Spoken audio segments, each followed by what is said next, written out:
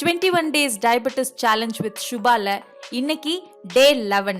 இந்த டே 11 நம்ம பார்க்க போற விஷயம் என்னன்னா, டயபெட்டிஸுக்கு செடென்டரி லைஃப் ஸ்டைல் தான் ரொம்ப ரொம்ப முக்கியமான காரணமா இருக்கு அப்படிங்கிறது தான். இந்த செடென்டரி லைஃப் ஸ்டைல்னா நம்ம எப்பவுமே இந்த கம்ப்யூட்டர் முன்னாடி உட்கார்றது அந்த மாதிரியான ஒர்க் தான் அதிகமா பண்றோம். பிசிக்கல் ஆக்டிவிட்டின்னு பார்த்தாலும் கூட உடல்ல சில பகுதிகளுக்கு மட்டும்தான் வேலை அதிகமா இருக்கு.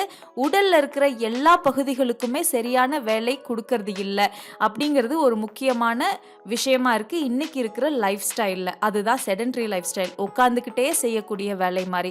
அப்போ நம்மளோட பிசிக்கல் ஆக்டிவிட்டியை அதிகப்படுத்தணும். அதுக்கு நம்ம ரெகுலரா எக்ஸசைஸ் பண்ணணும். டயபெட்டிஸுக்கு கண்டிப்பா எக்ஸசைஸ் பண்ணுனா பிளட் சுகர் லெவல்ஸ் குறையும்.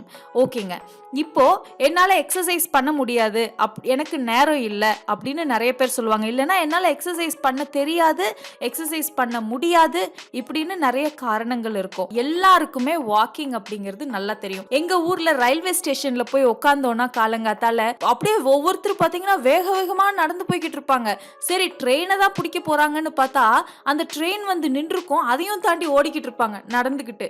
என்னடான்னு பார்த்தா வாக்கிங் போறாங்களாம். ரொம்ப நல்லது. ஒரு சிலர் நான் பாப்பேங்க, கூட்டம் கூட்டமா போய்கிட்டு இருப்பாங்க. அப்படியே என்ன சிரிப்பு, என்ன அரட்டை. எதுக்காக நம்ம வந்திருக்கோம்? வாக்கிங் பண்றதுக்கு. ஆனா அது ஒரு டைம் பாஸா நடந்துகிட்டு இருக்கும். நம்ம வாக்கிங் எப்படி இருக்கணும்னா பிரிஸ்க் வாக்கிங் தான் எப்பவுமே ரொம்ப நல்லதுங்க. டயபெட்டிஸை பொறுத்த வரைக்கும் நல்ல பிரிஸ்க் வாக், கைகளை நல்லா வீசிட்டு நம்ம நடக்கிறப்போ கண்டிப்பா அந்த வாக்கிங் வந்து ரொம்ப எஃபெக்டிவா இருக்கும்.